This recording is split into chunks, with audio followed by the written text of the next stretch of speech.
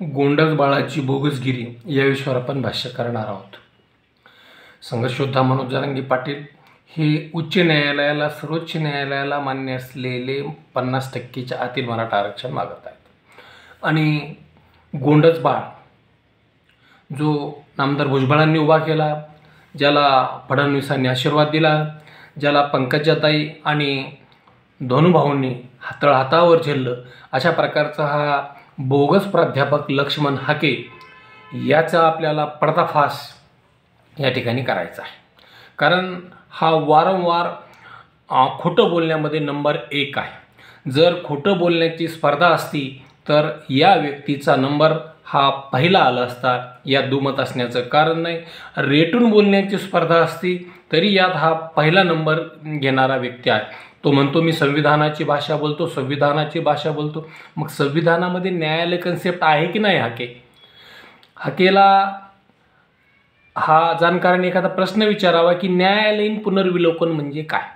तो म्हणतो मी स्वतः स्वयंघोषित घटनातज्ञ आहे असं तो म्हणतो। तर ह्या घटनातज्ञानं फक्त न्यायालयीन पुनर्विलोकन म्हणजे काय हे सांगावं। कारण जर त्याला न्यायालयीन पुनर्विलोकन कळत नसेल तर तो काय संविधान करतोय?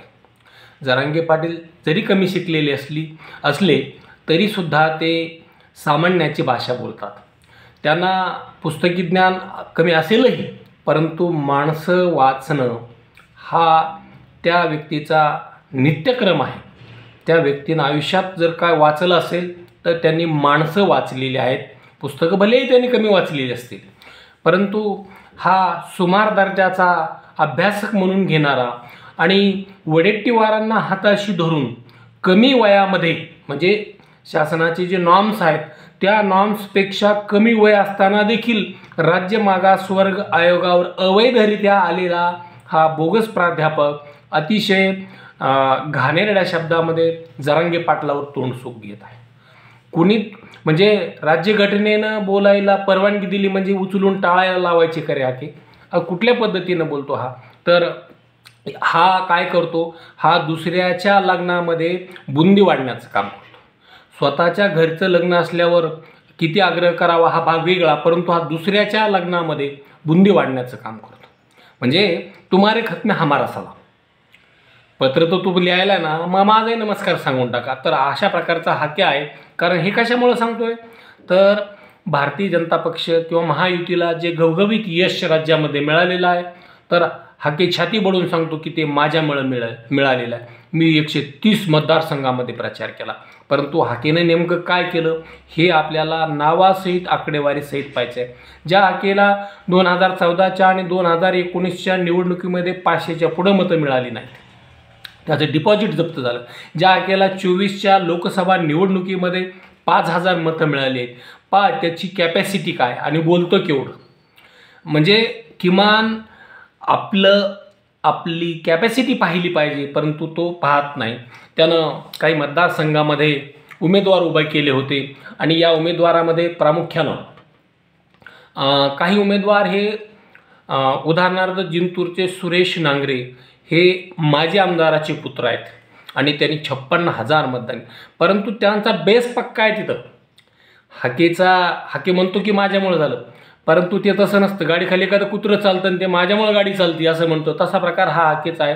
तर त्या कुंडलिक नागरे साहेबांचा चांगला सेटअप त्या ठिकाणी आहे, त्यामुळं त्यांना अशा प्रकारची मोठ्या प्रमाणातली मतं मिळालेली आहेत। इथं हाकेचा काहीही वाटा नाही।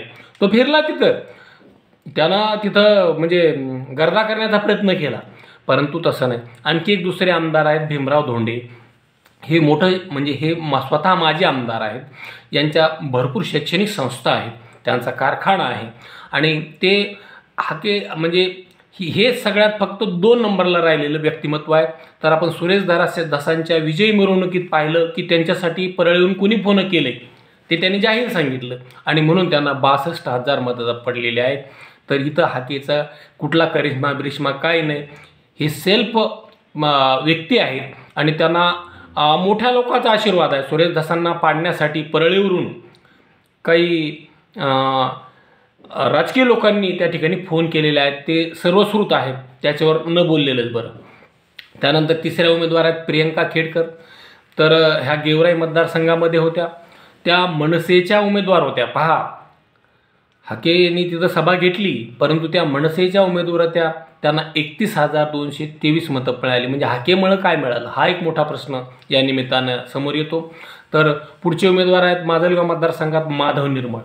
तर माधव निर्मळ हे स्वतः नगराध्यक्ष होते धारूरचे, किल्ले धारूरचे, आणि त्यामुळं त्यांचंही सेटअप चांगलं होतं. त्यांना 34,000 मतं मिळालेलं आहे. इथं हाकेचा किती प्रभाव आहे, कसला हाके, कोण विचारतो ह्या हाकेला. त्यानंतर घनसावंगीमध्ये कावेरी बळीराम खटके हे सुद्धा मनसेचे उमेदवार आहेत.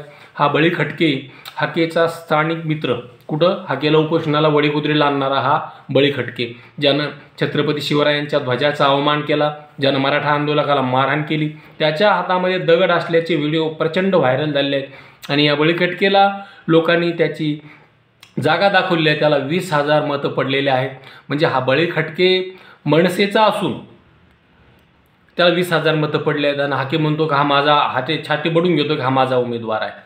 त्यानंतर पुढचा एक उमेदवार आहे अहमदपूरचा गणेश हाके. गणेश हाके हे भारतीय जनता पक्षाचे राज्य प्रवक्ते होते किंवा राज्य पदाधिकारी आहेत, आणि त्यांनी बंडखोरी केली आहे. गणेश हाकेचं सुद्धा अहमदपूरमध्ये चांगलं सेटअप आहे, आणि त्यामुळे त्यांनी 62,000 मतं घेत त्यांनी 3रा क्रमांक पटकावलेला आहे.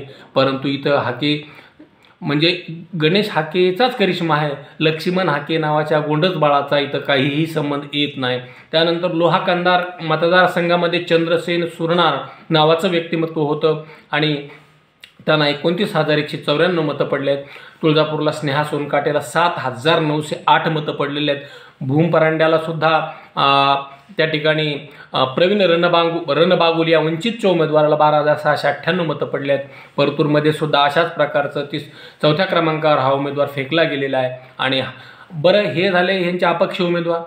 त्यांनी वंचितच्या उमेदवाराचा प्रचार केला हाकेनं, तो तिथला स्टार प्रचारक असल्यासारखं वागला. त्याने सांगितलं की ही उमेदवार आहेत, याच्या व्यतिरिक्त वंचितला मतदान करा, आरक्षणवाद्यांनी आरक्षणवाद्याला मतदान करावं. आणि दुसऱ्या बाजूला सांगतोय की मी 130 लोक पाडले. म्हणजे पहा हाके केवढा मोठा व्यक्तिमत्व आहे. मग काल पत्रकारांनी त्याला प्रश्न विचारला की तुम्हाला आता विधान परिषद मिळेल का.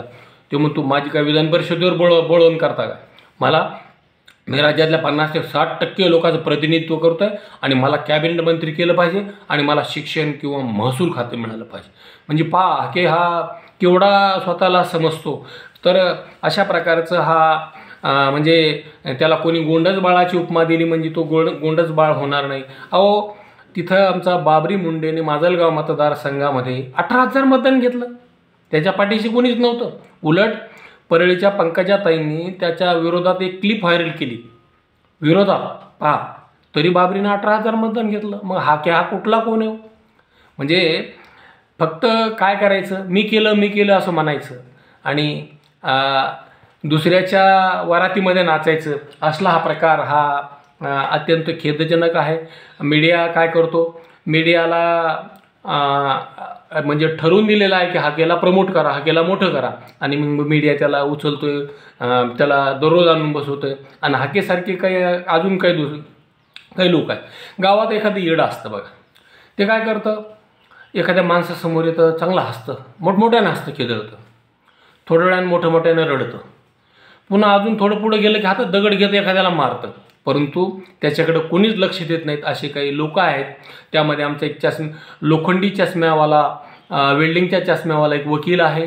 त्याचबरोबर एक बारस्कर महाराज नावाचं एक व्यक्तिमत्व, महनीय व्यक्तिमत्व आहे. अतिशय सुपारी घेऊन ते जरांगे पाटलावर तोंडसुख घेत आहेत. कोणी कितीही काही करा, हा ढाण्या वाघ मागं हटत नसतो. मराठा समाजाला संवैधानिक, जे उच्च न्यायालय सांगते, जे सर्वोच्च न्यायालय सांगते, जे संसद सांगते, हे संवैधानिक आरक्षण 50%च्या आत घेतल्याशिवाय मराठा समाज स्वस्थ बसणार नाही. आणि हा या ढाण्या वाघानं प्रण केला आहे. त्यासाठी त्यानं स्वतःच्या घरावर तुळशीपत्र ठेवलं आहे. जरांगे पाटलानं मरण हातात घेतलेलं आहे. बायकोला सांगितलं की तू कुंकूपासून तयार राहा. तर अशा प्रकारच्या या निस्वार्थी व्यक्तिमत्वाशी त्यांनी कधीही आपली म्हणजे आपल्याला काही पद मिळावं, काही मिळावं असं कधीही व्यक्त केलं नाही. वारंवार त्यांना विचारलं, त्यांनी सांगितलं मला काही नको, मला माझ्या समाजाला आरक्षण पाहिजे, माझा समाजानं मोठं झालं पाहिजे. आणि हा गोंडस बाळ म्हणतो की मला विधान परिषद नको, मला कॅबिनेट द्या.